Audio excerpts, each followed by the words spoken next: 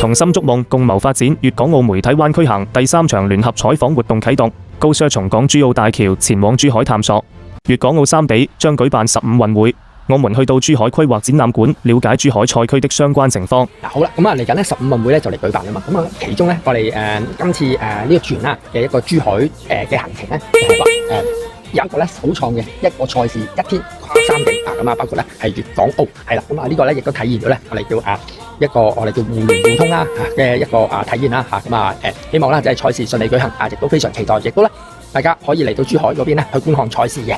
15運網球巔峰之戰一觸即發，橫琴國際網球中心化身智慧賽場。